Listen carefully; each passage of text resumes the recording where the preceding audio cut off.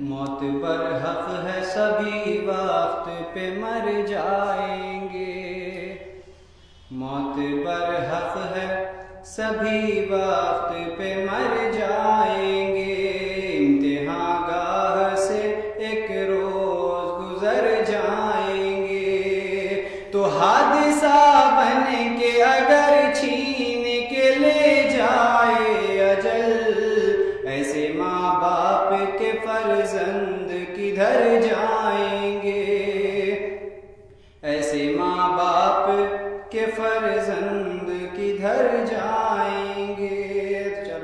فرمایا کہ رونے والوں میں ہے اس وقت ہر ایک گھر کے شریک، غم یہ ایسا ہے کہ ہو جاتے ہیں باہر کے شریک، تو سارے ارباب عزا آئے ہیں کہنے کے لیے، سارے ارباب عزا آئے ہیں کہنے کے لیے، آپ کے غم میں ہیں ہم لوگ برابر کے شریک، آپ کے غم میں ہیں ہم لوگ برابر کے شریک۔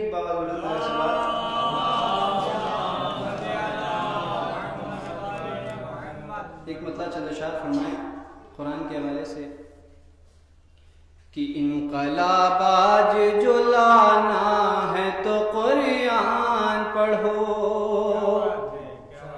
انقلاب آج جو لانا ہے تو قرآن پڑھو، انقلاب آج جو لانا ہے تو قرآن پڑھو، سوئی قوموں کو جگانا ہے تو قرآن پڑھو، سوئی قوموں کو جگانا ہے تو قرآن پڑھو، تو طاق پر رکھنے سے آتی نہیں گھر میں روزی، طاق پہ رکھنے سے آتی نہیں گھر میں روزی، رزق اللہ سے پانا ہے تو قرآن پڑھو، رزق اللہ سے پانا ہے تو قرآن پڑھو۔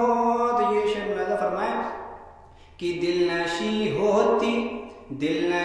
ہوتی ہے اسلام کی سچی تعلیم، دل نشی ہوتی ہے اسلام کی سچی تعلیم، دوست دشمن کو بنانا ہے تو قرآن پڑھو، دوست دشمن کو بنانا ہے تو قرآن پڑھو،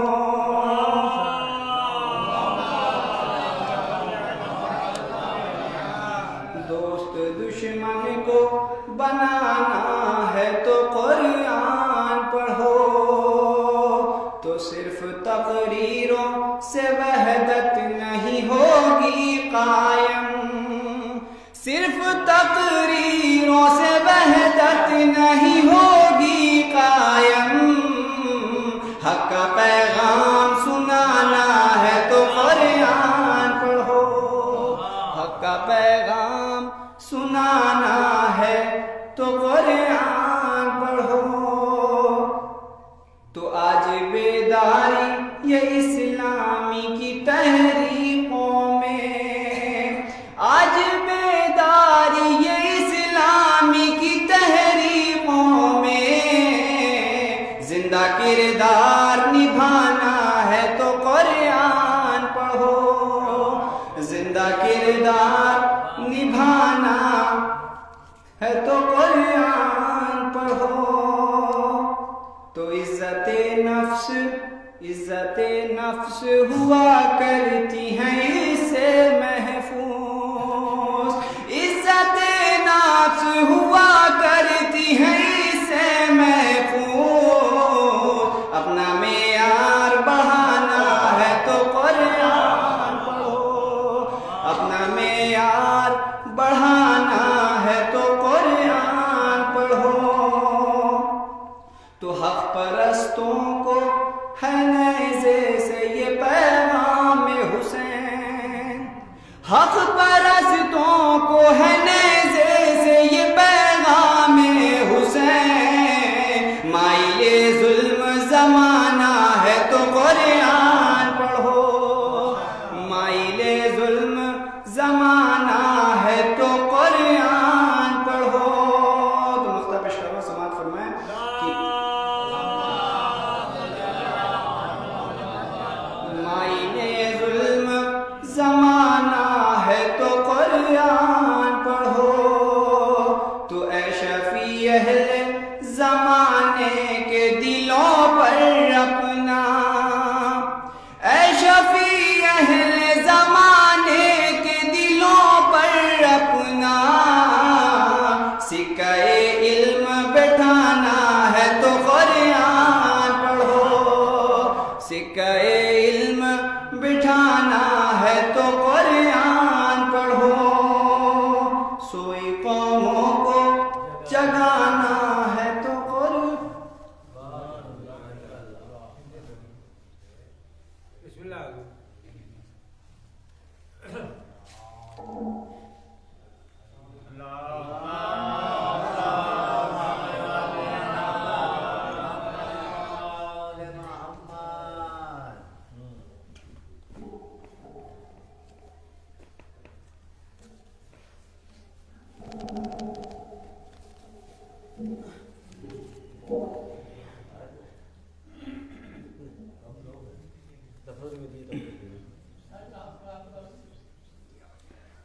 فاتحہ۔ بسم اللہ الرحمن الرحیم۔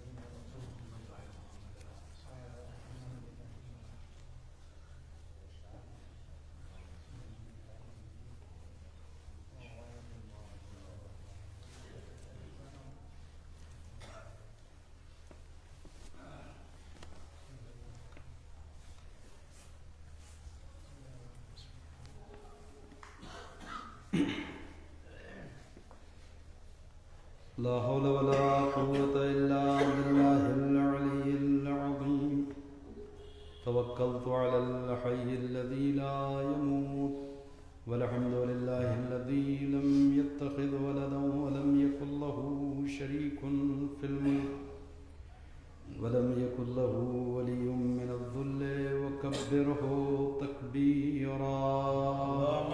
صل على محمد وآل محمد۔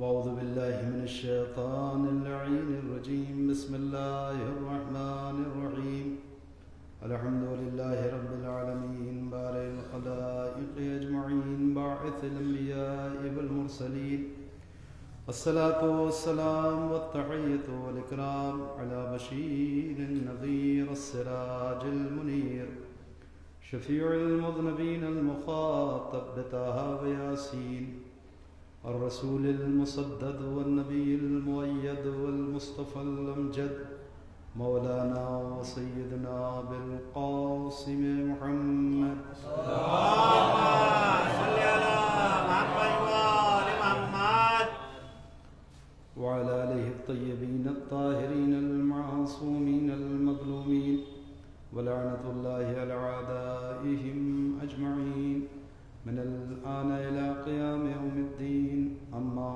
بعد، فقد قال الله تبارك وتعالى وقوله الحق، بسم الله الرحمن الرحيم، لقد خلقنا الإنسان في أحسن تقويم۔ صلى الله اللهم صل على محمد وآل محمد۔ آغاز گفتگو سے قبل گزارش ہے مرتبہ سورہ حمد اور 3 بار سورہ اخلاص کی تلاوت فرمائیں، اس کا ثواب ظہور اکبر مرحوم ابن علی نواب مرحوم کی روح کو حصہ ہے۔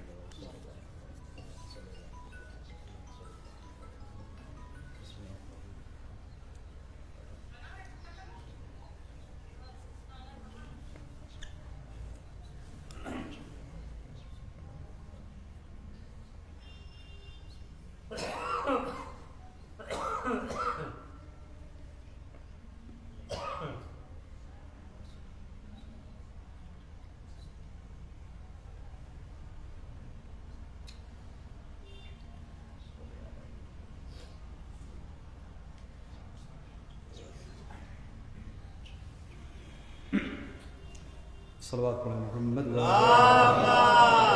सल्ली अला मुहम्मद व आले मुहम्मद। रज़ान गिरामी, मजलिस का उन्वान चूँकि इसाले सवाब है, लिहाजा कुछ देर गुफ्तगू उसी के तनाजुर में होगी। बहुत ज़्यादा तुलानी गुफ्तगू मकसूद भी नहीं है और मौका भी नहीं है। खालिक कायनात ने इंसान को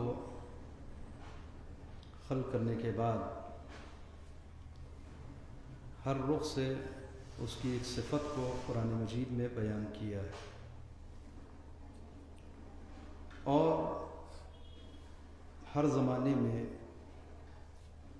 हर इंसान का जो दिलचस्प मौजू रहा है वो ख़ुद इंसान शनासी रहा है, यानी इंसान को पहचाना जाए कि इंसान क्या है।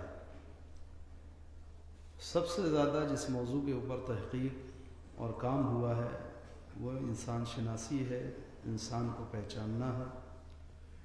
मगर ये भी हकीकत है कि सबसे ज़्यादा इस कायनात में नाशनाख्ता जो मखलूक है वो भी इंसान ही है।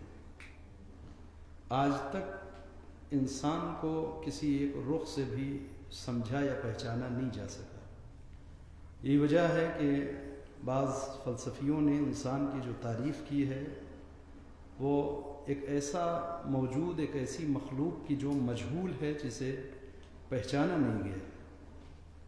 और इस दौर में जिसमें हम और आप ज़िंदगी गुजार रहे हैं, इसमें अहम तरीन और सारी दुनिया में जो सबसे ज़्यादा रिसर्च जिस चीज़ के ऊपर हो रही है वो ख़ुद इंसान है। अलबत्ता भी इंसान जो दो हिस्सों का मजमूआ है, एक हिस्से का नाम जिस्म है, एक को रूह और नफ्स कहते हैं। सारी तहक़ीक़ें इंसान की ख़ुद उसके जिस्म से मुताल्लिक़ हैं और अभी इसी जिस्म के हवाले से भी इंसान पहचाना नहीं जा सकता।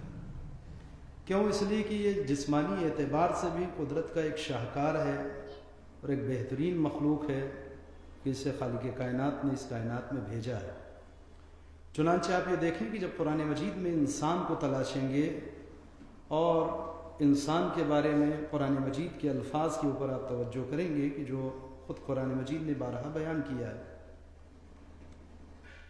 चूँकि असल मौजू कुरान मजीद का ख़ुद इंसान है,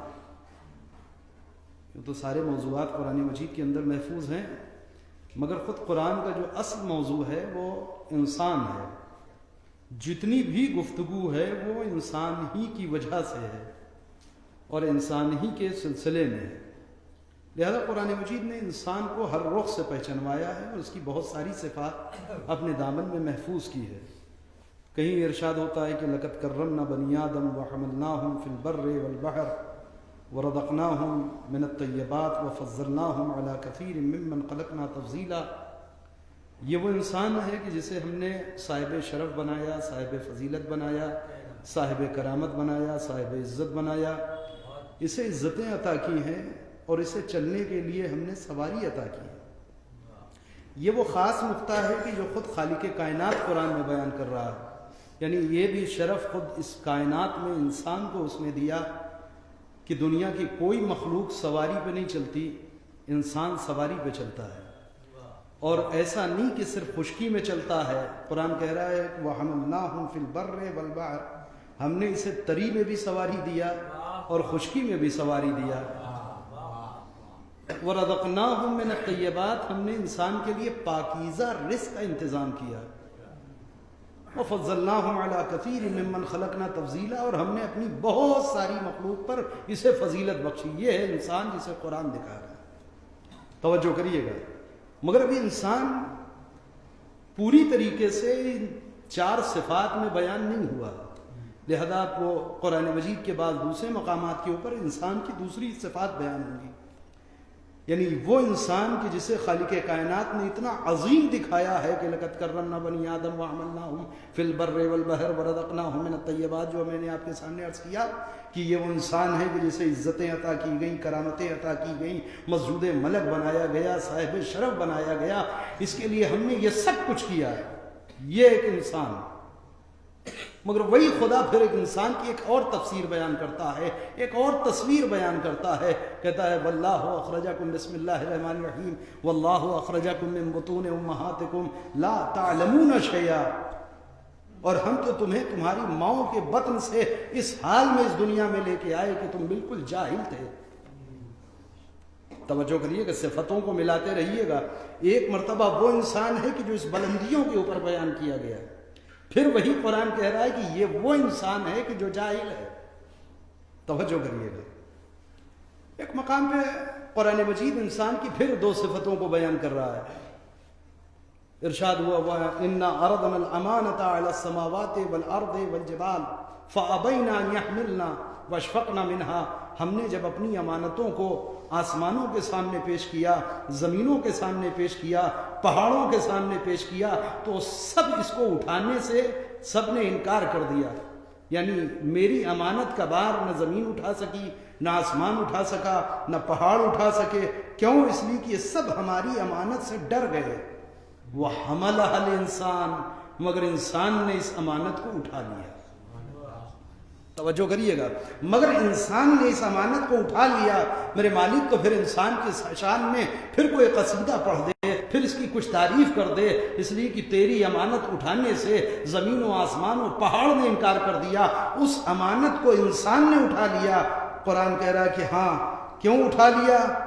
کیونکہ انہو کان ظلوما جہولا، یہ وہ انسان ہے کہ جو ظالم بھی ہے، جو جاہل بھی ہے۔ ایک سلوات پڑھیے۔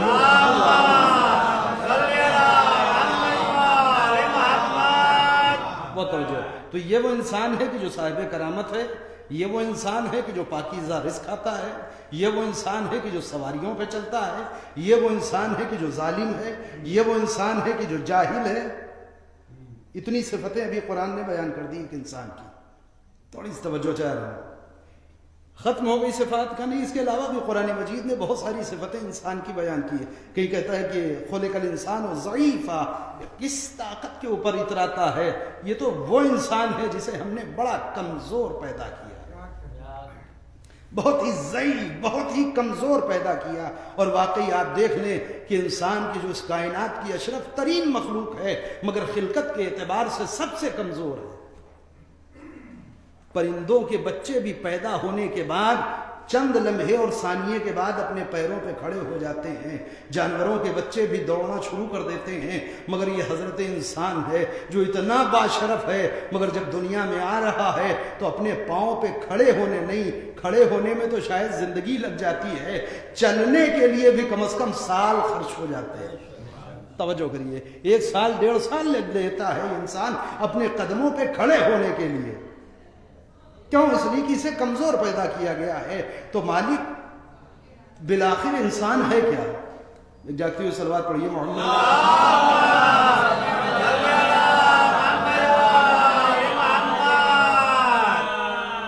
لیکن مطمئن ہو کر کے بالکل سنیے گا، کیونکہ منصور بھائی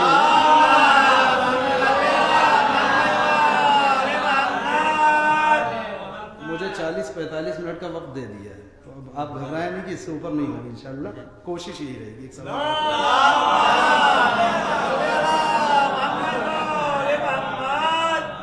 توجہ، ہاں یہ بتا دینا ضروری ہے، اس سے زیادہ دلچسپی سے آدمی سن سکتا ہے۔ اور صلوات پڑھیے محمد وعلیہ۔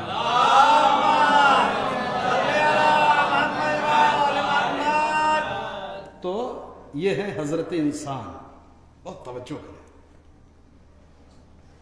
انسان اتنی صفتیں لیے ہوئے، پھر کہتا ہے کہ خلق الانسان ضعیفا، انسان کو بڑا کمزور پیدا کیا۔ کہیں کہتا ہے کہ یہ انسان وہ حلوا،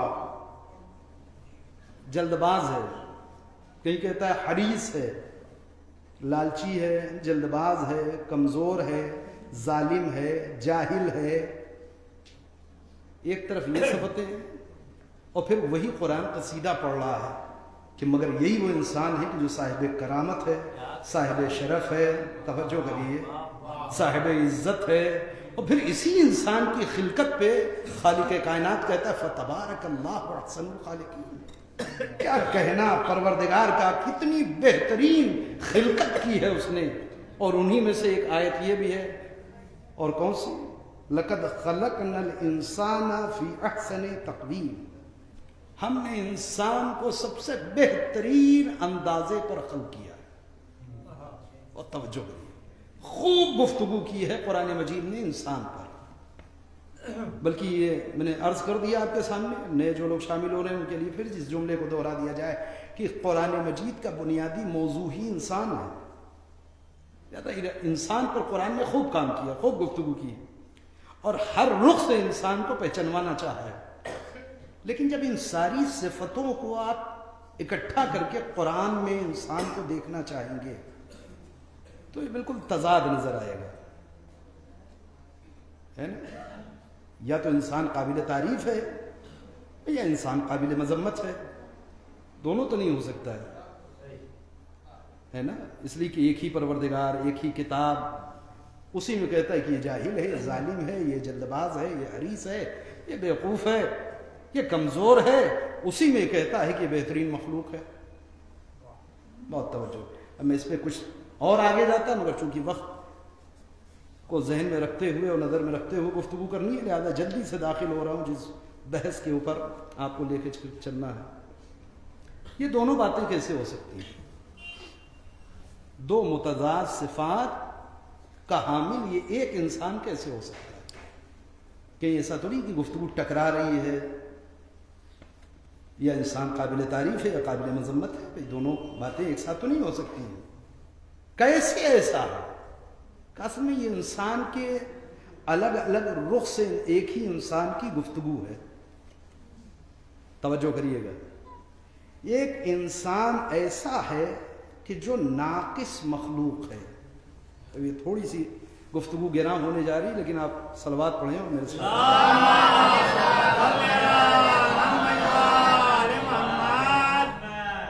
توجہ کریے گا۔ ناقص اس معنی میں نہیں میں کہہ رہا ہوں کہ جو ہماری اردو زبان میں استعمال کیا جاتا ہے کسی انسان کے لیے کہ بڑا ناقص آدمی ہے۔ توجہ کریں، البتہ وہاں بھی معنی وہی ہوتے ہیں، یہ جو اصل اس کے معنی ہے، نقص کے معنی ہے کمی، نقص کے معنی ہے کمی، کسی چیز میں کمی ہونا، اسی سے ہے ناقص۔ جس چیز میں کچھ کمی رہ جائے اسے کہتے ہیں ناقص۔ بہت توجہ کریے، پورا کلام پڑھنے کے بجائے کوئی آدھا پڑھ کے اتر آئے، آپ کہہ سکتے ہیں کہ اس نے کلام ناقص پڑھا۔ پوری تقریر کے بجائے آدھی تقریر کر کے کوئی اتر آئے، جو چیز نا تمام ہو، جس میں کمی ہو، اسے کہیں گے ناقص۔ اس پوری مخلوق میں انسان ایک ایسی مخلوق ہے کہ جو ناقص ہے۔ ان ساری صفتوں اور قصیدے کو ذہن میں رکھیے گا جو قرآن نے بیان کیا ہے۔ ایک ایسی مخلوق ہے کہ جو ناقص ہے، پھر مگر کمال پروردگار یہ ہے کہ اس نے اسی ناقص مخلوق کو ایک جوہر دے کے اس دنیا میں بھیجا، اس جوہر کا نام ہے عقل۔ جو کریے، اس جوہر کا نام ہے عقل۔ یعنی اب انسان کی تعریف یوں ہو سکتی ہے کہ انسان ایک ایسا عقل مند ہے جو ناقص ہے، یا یوں بھی ہو سکتی ہے کہ ایک انسان ایک ایسا ناقص ہے جسے عقل دی گئی ہے۔ بہت توجہ کریے گا ذرا سا میرے ساتھ، ایک ایسا وجود رکھنے والا کہ جو ناقص بھی ہے، صاحب عقل بھی ہے، جو صاحب عقل بھی ہے اور ناقص بھی ہے۔ پروردگار یہ آخر چاہ کیا رہا ہے تو؟ کہ یہی تو میرا کمال ہے، اور اسی بات پر انسان کی خلقت پہ قصیدہ پڑھا گیا کہ ہم نے اسے بنایا تو خلقت کے اعتبار سے کمزور، ناقص، جاہل۔ توجہ کریے گا، مگر اسے ایک جوہر دیا جسے کہتے ہیں عقل۔ عقل کا کام کیا ہے؟ نوجوان اور بچے میری جانب متوجہ رہیے آپ، عقل کا اصل کام کیا ہے؟ عقل کا دوسرا کوئی کام نہیں، آپ یقین جانیں، سوائے ایک کام کے، اور عقل کا کام یہ ہے کہ وہ نقص کو ڈیٹیکٹ کرتی رہے، خامی کو ڈھونڈتی رہے، کمی کو تلاش کرتی رہے، نقص کو ڈھونڈتی رہے اور کمال کی چوکھٹ پہ پہنچاتی رہے۔ پھر صلوات پڑھیں محمد توجہ کریے گا۔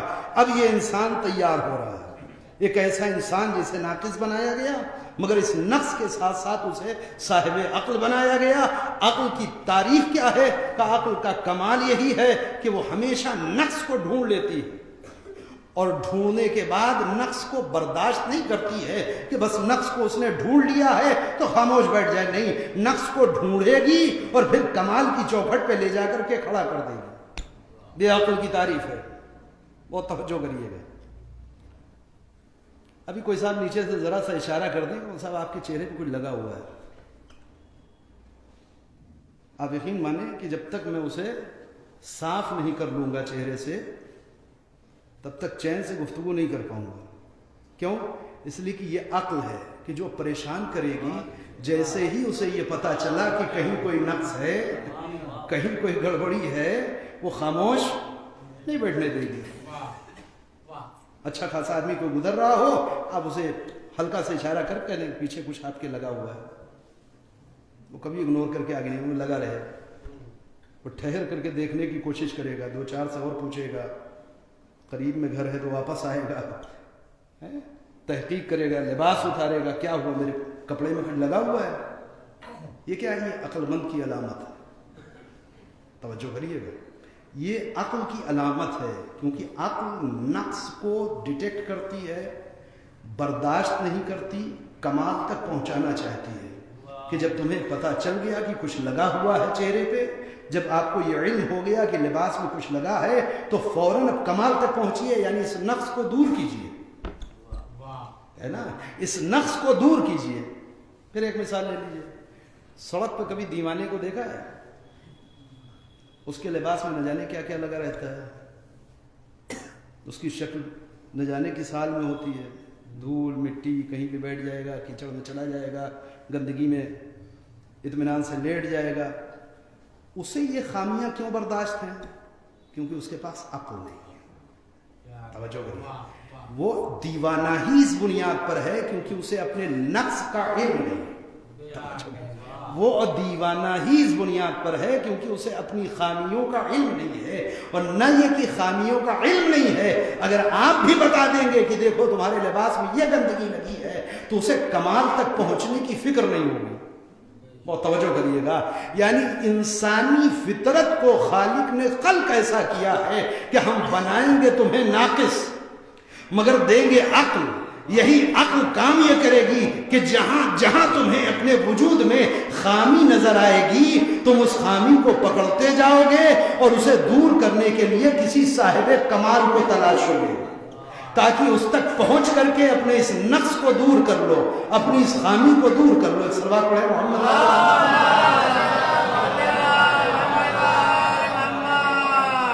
توجہ کریے گا، اسی ہدف کے تحت انسان آگے بڑھ رہا ہے اور یہی کام انسان کی عقل کرتی رہے گی، ورنہ آپ یہ دیکھیں کہ خالق کائنات نے اس جسمانی اعتبار سے بھی انسان کو جہاں یہ کہہ رہا ہے کہ ہم نے کمزور بنایا، ہم نے اس انسان کو جلد باز بنایا، ہم نے اس انسان کو بہت ہی ناقص بنایا ہے، اس کے باوجود اپنے جسمانی اعتبار سے یہ انسان اتنی بہترین کاریگری ہے قدرت کی، خالق کائنات کی ایسی بہترین صنعت ہے کہ اس پر واقعی عقل انسانی حیران رہ جاتی ہے۔ امیر کائنات حضرت علی ابن ابی طالب علیہ السلام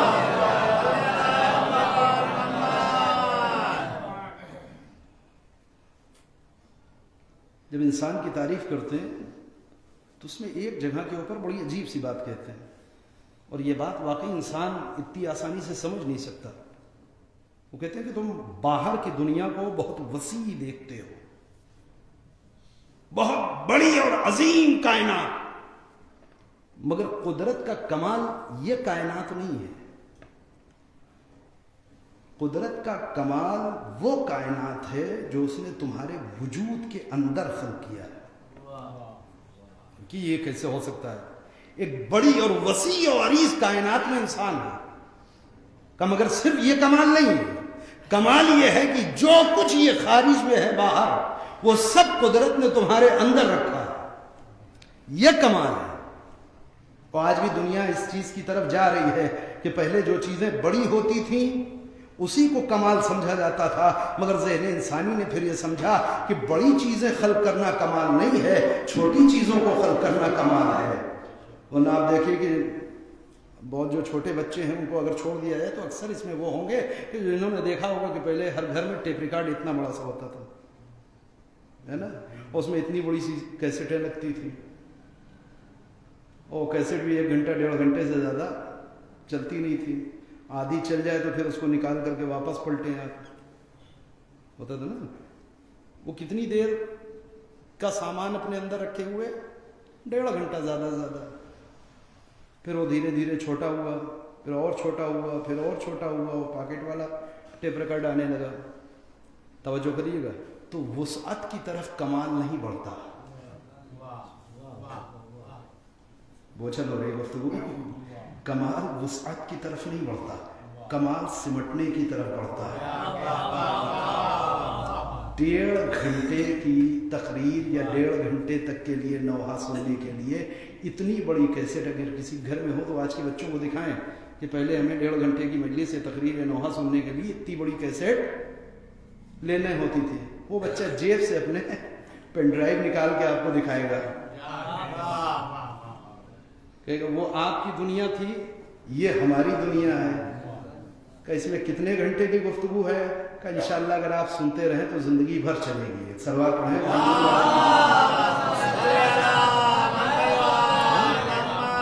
امام علی کہتے ہیں جو کچھ قدرت نے باہر بنایا وہ سب تمہارے وجود کے اندر بنایا، بہترین شاہکار انسان۔ اس دنیا میں باہر جو کچھ بھی ہمارے پاس ہے ان سب کو بنانے کے لیے فیکٹریز ہیں، ہے نا۔ یہ لوہے کا مائک بنا ہوا ہے، اس کے لیے فیکٹری ہوگی، یہ لباس ہمارے بدن کے اوپر ہے، اس کے لیے فیکٹری ہوگی، ٹیوب لائٹ جل رہی ہے، اس کے لیے فیکٹریز ہوں گی، یہ پنکھا لگا ہوا ہے، اس کے لیے فیکٹری ہوگی، ہے نا۔ فیکٹریوں سے بننے والی چیزیں جب باہر آتی ہیں وہ اکٹھا ہو کر کے کمال دکھاتی ہیں۔ توجہ کریے، ایک فیکٹری کسی چیز کو بنانے کے لیے کتنی زمین لیتی ہے، کتنے بڑے ایریے میں بنتی ہے۔ آج تک دیکھا آپ نے کہ ایک ہی فیکٹری، اسی میں پلاسٹک کا سامان بھی بن رہا ہو، اسی میں لوہے کا بھی بن رہا ہو، اسی میں شیشے کا بھی بن رہا ہو، اسی میں پیتل کا بھی بن رہا ہو۔ نہیں، شیشے کا سامان بنانے کے لیے فیکٹری الگ ہوگی، پلاسٹک کا سامان بنانے کے لیے فیکٹری الگ ہوگی، توجہ کریے گا، پیتل اور تانبے کے لیے فیکٹری الگ ہوگی، لوہے کی فیکٹری الگ ہوگی، کپڑے کی فیکٹری الگ ہوگی۔ بھی کہاں تک گنایا جا سکتا ہے، صرف توجہ دلا رہا ہوگا نا۔ آج تک کوئی فیکٹری آپ نے ایسی دیکھی کہ بہت بڑے، یہ عقل مند یہ صاحب تھے، انہوں نے ایک ایسی فیکٹری بنائی ہے کہ جہاں اسی فیکٹری میں کپڑا بھی بنتا ہے، اسی میں جو ہے وہ شیشے کا سامان بھی بنتا ہے، اسی میں لوہے کا سامان بھی بنتا ہے؟ ایسی ہے فیکٹری کوئی؟ نہیں۔ ان میں سے ہر ایک کے لیے الگ الگ فیکٹریاں ہیں، اور ہر فیکٹری نہ جانے کتنے ایکڑ میں پھیلی ہوتی ہے۔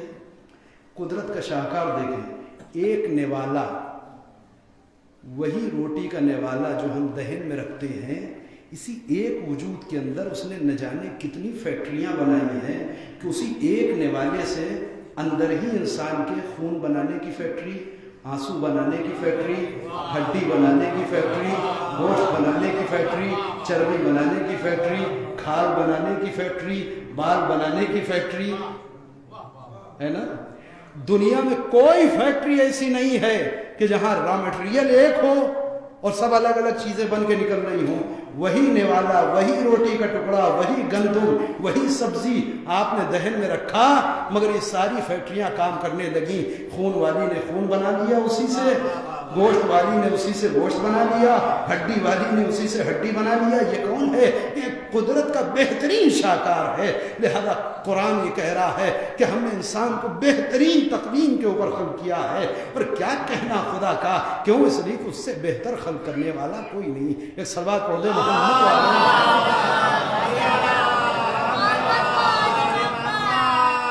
توجہ کریے۔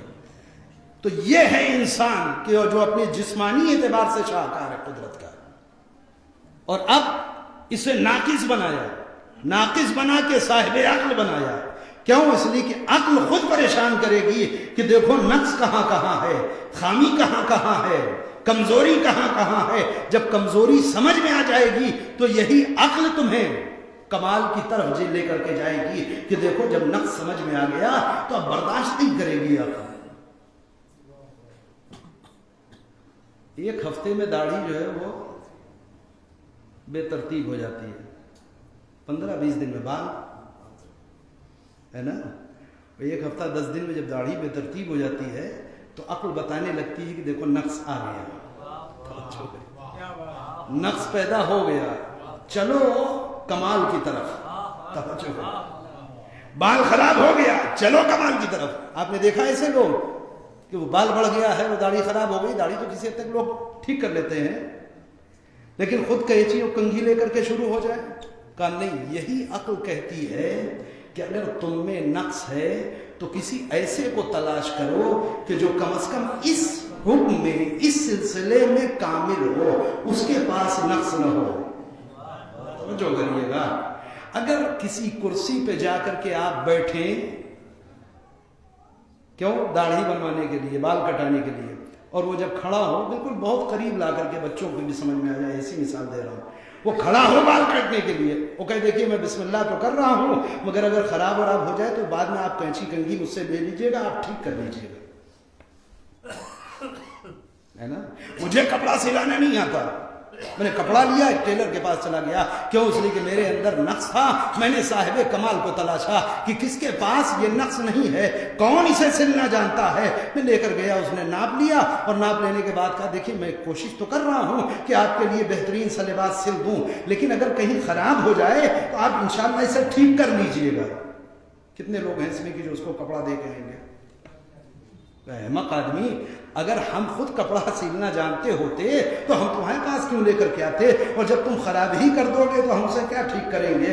توجہ کریے گا، یعنی ابھی تک بغیر کسی حدیث و روایت کا سہارا لیے عقل آپ کو لے کر کے چل رہی ہے کہ ہمیشہ اس کے در کے اوپر پہنچو جو یہ نہ کہے کہ میں تو آگے آگے چل رہا ہوں، لیکن اگر میں خود راستہ بھٹک جاؤں تو تم مجھے سکھا کر دے گا۔ صلوات پڑھیں محمد والے محمد۔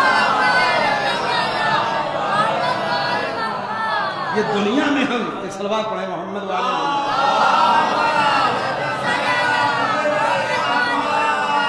دیکھیے اندر بہت جگہ ہے، اگر ادھر کے مومنی تشریف لانا چاہیں لا سکتے ہیں، ایک صلوات پڑھیں محمد والے محمد۔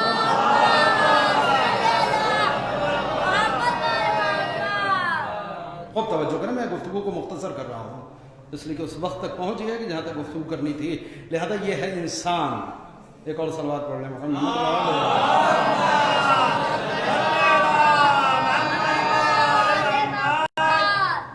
توجہ کریے عزیزو، یہ ہے وہ انسان کہ جہاں اس کی خود عقل یہ کہتی ہے کہ اگر تمہارے پاس نقص ہے تو صاحب کمال کو ڈھونڈو، تمہارے پاس خامی ہے، کمزوری ہے تو کسی ایسے کو تلاش کرو کہ جو اس نقص کو دور کرنا جانتا ہو اور خود اس کے اندر یہ نقص نہ پایا جاتا ہو، ہے نا؟ آج تک دنیا میں کوئی ایسا معلم آپ نے نہ دیکھا ہوگا یا کوئی ایسا پڑھانے والا نہ دیکھا ہوگا کہ جو اپنے بچے کا ہاتھ پکڑ کے کسی ایسے کے پاس لے جا کر کے بٹھا دے کہ آپ اسے تعلیم دیجئے، اور پڑھانے والا کہے میں کوشش تو کر رہا ہوں تمہیں پڑھانے کی، لیکن اگر میں خود کہیں غلط پڑھاؤں تو تم صحیح کر دینا۔ ایسا نہیں ہو سکتا، کیوں؟ اس لیے کہ صاحب نقص اگر صاحب نقص کے پاس جائے گا تو سوائے نقص کے کچھ ہاتھ نہیں لائے گا، ہو سکتا ہے اس کے نقص میں اضافہ ہو جائے، کمال لے کر کے نہیں لوٹے گا۔ لہذا انسان جسے صاحب نقص بنایا گیا تھا، پروردگار اسے تو نے اتنی جانب سے صاحب نقص بنایا ہے، اس کا علاج کیا ہے؟ کا عقل بنایا ہے، اسی عقل کے ذریعے سے اسے اپنی کمزوریوں کا احساس ہوگا، پھر یہی عقل تلاش کرے گی کسی ایسے کے پاس لے کر کے جائے، میرے مالک اگر کوئی ایک نقص ہوتا تو کسی ایک کی چوکھٹ پہ یہ چلا جاتا، مگر جہاں من جمیل جہاں ہر جانب سے نقص ہی نقص ہے، اسے کوئی ایسا مکمل صاحب کمال چاہیے جہاں کوئی نقص نہ ہو۔ توجہ کریے گا کہ اسی چیز کو پہچانوانے کے لیے ہم نے وہ آیت نازل کی تھی کہ جب اہل بیت ایک چادر کے نیچے آ گئے تو اعلان پروردگار ہو گیا، انما یرید اللہ لیذھب عنکم الرجس اہل البیت ویطہرکم تطہیرا۔ تطہیر کے کوئی اور معنی نہیں ہے کہ چادر کے نیچے وہ لوگ جمع ہیں جہاں صرف کمال ہی کمال ہے، نقص نہیں پایا جاتا۔ صلوات پڑھیں محمد والے۔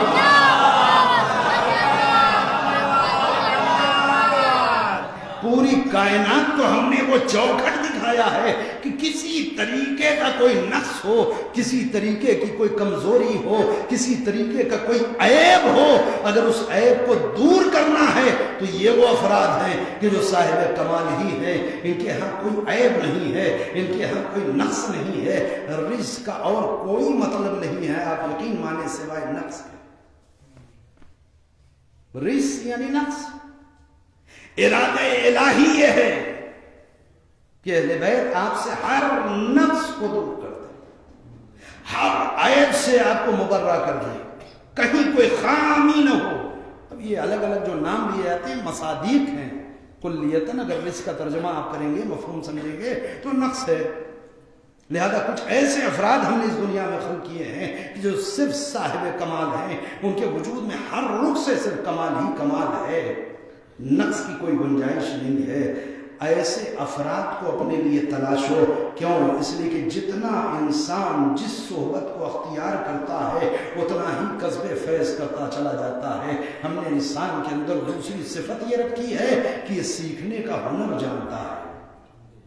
توجہ کریے گا، ہم نے تنہا انسان کے اندر یہ صفت رکھی ہے کہ یہ کسب کرتا ہے، یہ سیکھ لیتا ہے، اپنی عادتوں کو چھوڑ بھی سکتا ہے، دوسرے کی عادتوں کو اپنا بھی سکتا ہے، اپنے نظریات اور خیالات اور اپنے تفکرات کو دوسروں تک منتقل کرنے کا ہنر جانتا ہے، اور دوسرے کے خیالات کو قبول کرنے کی صلاحیت انسان میں رکھا۔ لہذا یہ انسان کہ جو خلقت کے اعتبار سے کمزور، جو پیدائش کے اعتبار سے ناقص، جو ظالم، جو جلد باز، جو حریص، یہ ساری صفات، سارے نقص لیے ہوئے ہے، اس کا کمال ہی خود یہ ہے کہ عقل کی بنیاد پر اس دنیا میں زندگی گزارنے کے بعد جب میری بارگاہ میں واپس پلٹ کے آتا ہے تو چیک یہی کیا جائے گا کہ اس نے اپنے وجود کے کتنے نقص کو ختم کیا۔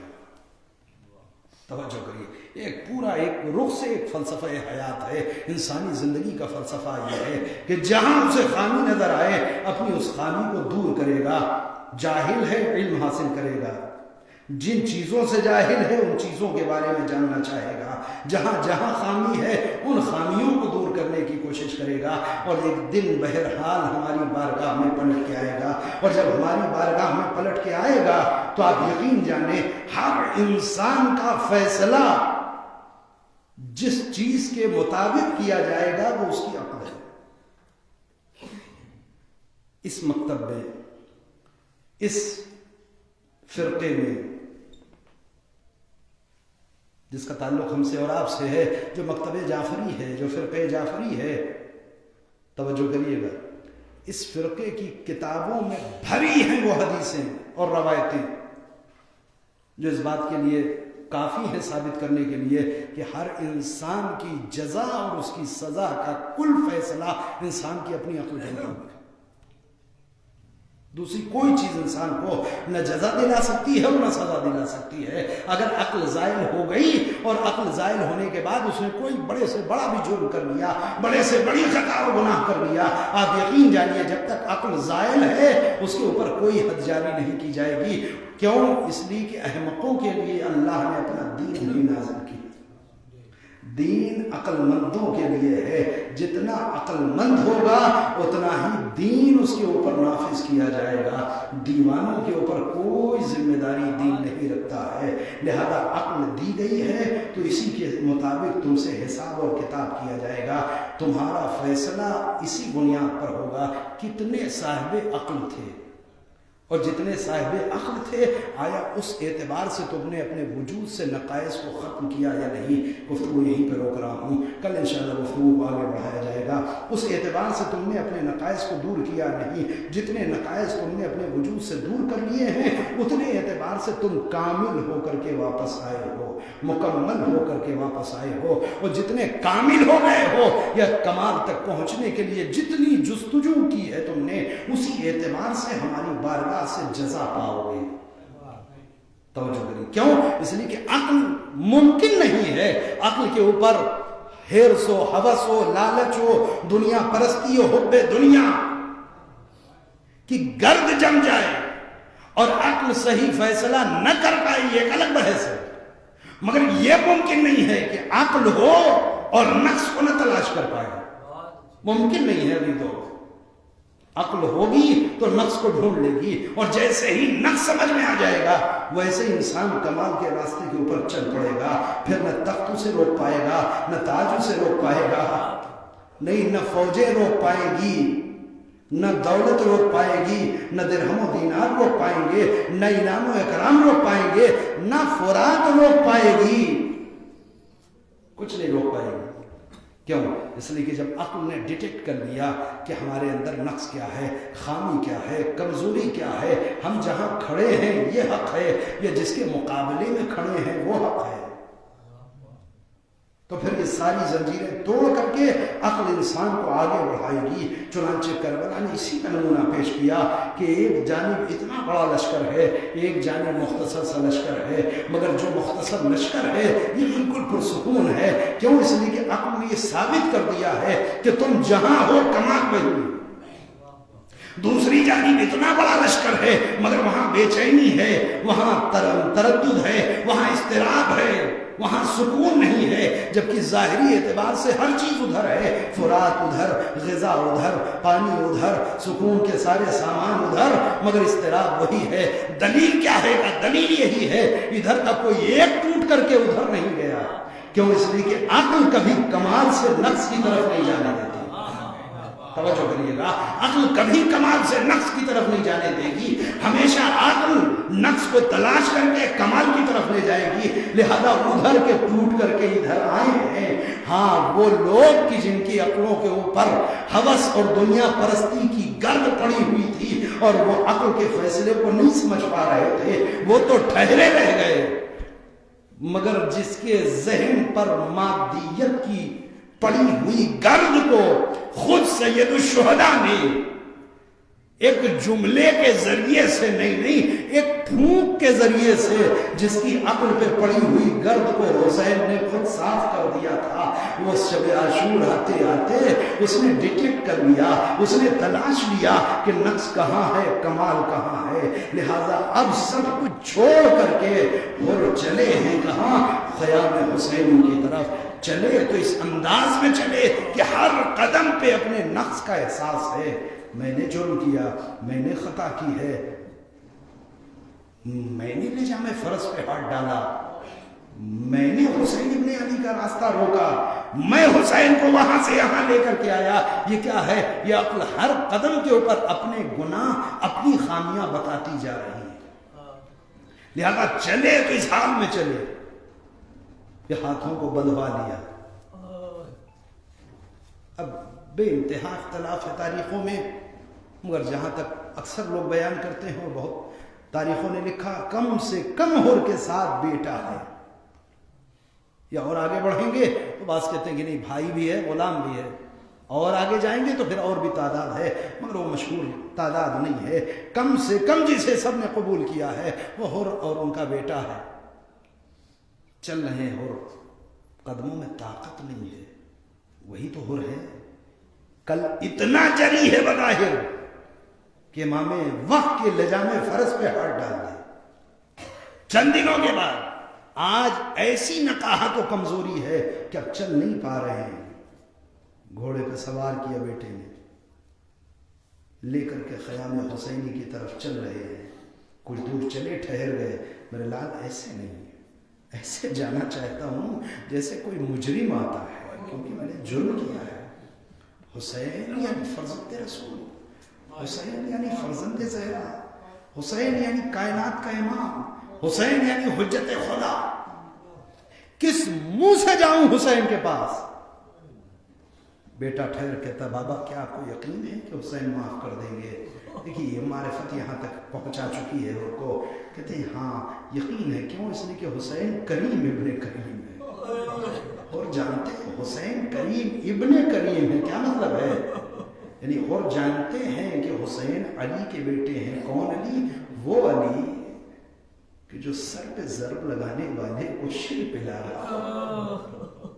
لہذا اور کہتے ہیں کہ حسین کریم ابن کریم ہے، مجھے یقین ہے ضرور معاف کر دیں گے، مگر میرے لال میں ویسے جانا چاہتا ہوں جیسے کوئی مجرم آتا ہے. بابا کیسے؟ کر لو میری آنکھوں پہ پٹیاں باندھ دو، میرے ہاتھوں کو باندھ دو، مجھے لے کر کے حسین ابن علی کی طرف چلو. ہاں عزیزو بیٹا لے کر کے چلا.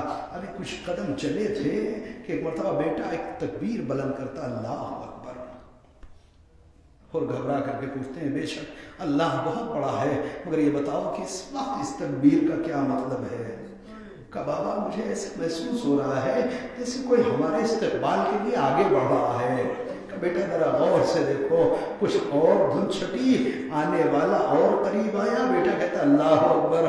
میرے لال کیا دیکھا؟ کہ بابا کوئی اور نہیں، شبیہ ہے پیغمبر فرزند حسین جناب علی اکبر آ رہے ہیں. ایک مرتبہ بیٹا پھر اللہ اکبر کہتا ہے. میرے لال اب کیا ہوا؟ کہا ہاں قمر بنی ہاشم ابو الفضل عباس آ رہے ہیں. کہ ایک مرتبہ بیٹا کہتا اللہ اکبر. بابا جلدی گھوڑے سے نیچے آ جائیے. میرے لال کیا ہو گیا؟ کہ خود سید الشہداء فرزند زہرا حسین ابن علی آ رہے ہیں. میں ایک مرتبہ حر نے اپنے آپ کو گرایا، آگے بڑھ کر کے چاہتا ہے حسین کے قدموں پہ اپنے سر کو رکھ دے.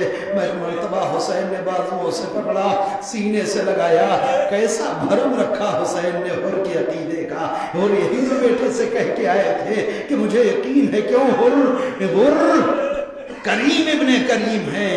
ہاں ہاں حسین نے بھرم رکھ لیا حر کا، بازوؤں کو پکڑا، سینے سے لگایا. حر کیا کر رہے ہو؟ تم تو میرے مہمان ہو. ہاں یہ دو حر کہتے ہیں آقا بہت شرمندہ ہوں. حلی توبہ ابن رسول اللہ، اے رسول اللہ کے فرزند، کیا میری بھی توبہ قبول ہو سکتی ہے؟ کیا میرے لیے بھی توبہ کی گنجائش ہے؟ ایک مرتبہ اللہ نے حسین ابن علی، کیسی عظیم ذات کا نام حسین ہے، ایک شکوہ بھی کسی جھوٹی تاریخ میں آپ کو حسین ابن علی کا نہیں ملے گا. نہیں، حسین تو امام ہیں، حسین تو حجت خدا ہیں، حسین تو معصوم ہیں. کسی ایک بچے کا حسین ابن علی کے قیام سے کسی ایک بچے کا کوئی طنز نہیں ملے گا، کوئی شکوہ نہیں ملے گا. حر کو لیے ہوئے حسین آئے ہیں. سب نے حسین کے چہرے کو دیکھا، آنے کے انداز کو دیکھا، سمجھ گئے کہ حسین نے حر کو معاف کر دیا ہے. تمام اصحاب نے آگے بڑھ بڑھ کر کے حر کو گلے لگایا، مبارکباد دی.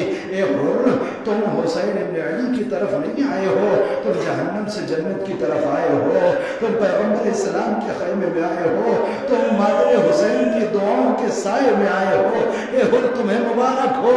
حر آئے ہیں ضرور، حسین نے معاف کر دیا، مگر حر خود شرمندہ ہیں. نظریں جھکی جا رہی ہیں، نظریں اٹھتی نہیں ہیں. امام نے اس شرمندگی کو دور کرنے کے لیے پھر ایک مرتبہ ایک جملہ کہتے ہیں. حر کیا اچھا تیری ماں نے تیرا نام کیوں رکھا تھا؟ بے شک تو دنیا میں بھی آزاد ہے، تو آخرت میں بھی آزاد ہے. یعنی شرمندگی دور ہو جائے کسی طریقے سے حسین چاہتے ہیں، مگر حر شرمندہ ہیں. کہ وہ اس لیے کہ وہی عقل ہے کہ جو انسان کو مجبور کر رہی ہے. تمہاری غلطی، تمہاری خامی، تمہاری کمزوری ہے، تم نے جرم کیا ہے. نظروں کو جھکائے مولا، بہت شرمندہ ہوں آقا، اپنے کیے میں بہت پچھتا رہا ہوں. امام کہتے ہو اور کیسی بات کرتے ہو، بلکہ میں شرمندہ ہو رہا ہوں. اللہ اکبر، میں شرمندہ ہو رہا ہوں. اور گھبرا گئے. آقا آپ تو شرمندہ ہیں، آج پہلا موقع ہے حر، کوئی مہمان حسین کی چوکھٹ پہ آیا ہے اور میرے پاس ضیافت کے لیے پانی تک نہیں ہے. آج سے پہلے کبھی نہیں ہوا کہ کوئی ہمارے گھر مہمان آیا ہو اور ہم نے اس کی کوئی پذیرائی نہ کی ہو، کوئی ضیافت نہ کی ہو. مگر اے حر اتنا سمجھ لو، خیمے میں بچے تک پیاسے ہیں. اگر چند قطرہ پانی کے ہوتے تو میں وہی تمہارے سامنے پیش کر دیتا. اور میں ہاتھوں کو جوڑا، آقا اگر آپ نے معاف کر دیا ہے تو مجھے مقتل میں جانے کی اجازت دیجیے. امام سر کو جھکائے ہیں. اس جگہ پہ بعض بزرگ علماء فرماتے ہیں اور بہترین تجزیہ ہے، وہ کہتے ہیں شاید امام نے سوچا ہوگا کہ جب حر کی ضیافت نہیں کر سکتے تو کم از کم شرمندگی ہی دور کر دیں. لہذا خاموشی سے حسین نے حر کو اجازت دے دی. کیوں؟ اس لیے کہ امام جان رہے ہیں جتنی دیر رہیں گے حر شرمندہ رہیں گے. ابھی امام نے اجازت دی، حر آگے بڑھنا چاہتے ہیں کہ ایک مرتبہ جوان آگے آ گیا. بابا کیسی باتیں کر رہے ہیں؟ جوان موجود ہو اور اس کا باپ مقتل میں جائے، میدان میں جائے، یہ ممکن نہیں ہے، پہلے میں جاؤں گا۔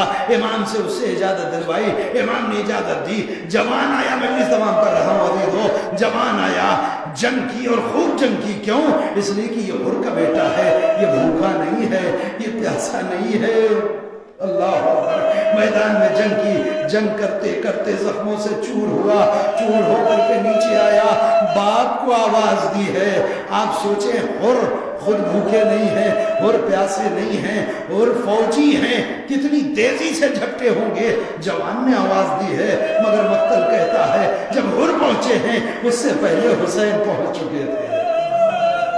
جب حر پہنچے ہیں تو عجب منظر دیکھا، جوان کے سرہانے حسین پہنچ چکے ہیں، حر جھکنا چاہتے ہیں بیٹے کے پاس۔ میں ایک مرتبہ امام نے سینے پہ ہاتھ رکھا، پیچھے کیا، حر کیا غضب کر رہے ہو؟ کہیں تم نے ایسا دیکھا ہے کہ کوئی بوڑھا باپ جوان کے لاش پہ یوں آتا ہے، اے حر یہ میرا مہمان ہے، تم نے کیوں زحمت کی؟ اور نے ہاتھوں کو جوڑ لیا، کہا ارے یہ غلام زادہ ہے، نہیں نہیں یہ میرا مہمان ہے، تم بوڑھے ہو یہ جوان ہے، تم سے اس کا لاشا نہ اٹھے گا۔ میرا دل چاہتا ہے ہاتھوں کو جوڑے، آقا ارے آپ نے حر سے تو کہہ دیا، مگر صرف چند گھنٹوں کے بعد یہی میدان ہوگا، ایک جوان اڑیاں رگڑ رہا ہوگا، چاروں طرف کوئی نہ ہوگا کہ جو اس کے سرہانے آئے، ارے ایک بوڑھا باپ آئے گا اتنا مجبور، کبھی سر کی جانب سے لاش اٹھانا چاہے گا، کبھی پیروں کی جانب سے اٹھانا چاہے گا، جب لاشا نہ اٹھے گا لاش کو رکھے گا، خیمے کا رخ کرے گا، بچوں کو بلائے گا، اے بنی ہاشم کے بچوں آؤ آؤ، ارے آؤ اپنے امام کی مدد کرو۔ ہائے حسین کی غربت، ننھے ننھے بچوں نے حسین کی مشکل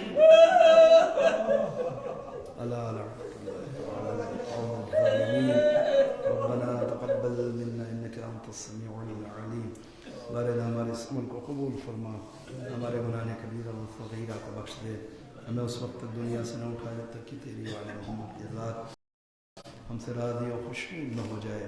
پروردگار پوری دنیا میں جہاں کہیں بھی محبان اہل بیت بستے ہیں ان سب کی جان مال عزت و آبرو کی حفاظت فرما۔ پروردگار جن مرحوم کے اظہار ثواب میں مجلس منعقد ہے ان کے گناہوں کو بخش دے، جوار معصوم میں جگہ کرامت فرما۔ پروردگار جو افراد میں مریض ہیں ان کو سب کو شفاء کامل و عاجل عنایت فرما، جو مقروض ہیں ان کے قرض کی ادائیگی کے اسباب فراہم فرما، جو افراد ہیں جو زیارت کے مشتاق ہیں ان کو حج زیارت سے مشرف فرما۔ وارث کربلا ہم سب کے آقا و مولا، ہمارے زمانے کے امام کے ظہور میں تعجیل فرما، ہم سب کو ان کے اعوان انصار میں شریک فرما۔ ایک بار آوازائش سورہ حمد اور 3 بار سورہ اخلاص کی تلاوت فرمائیں، اور اس کا ثواب ظہور اکبر مرحوم ابن علی نواز مرحوم کے روح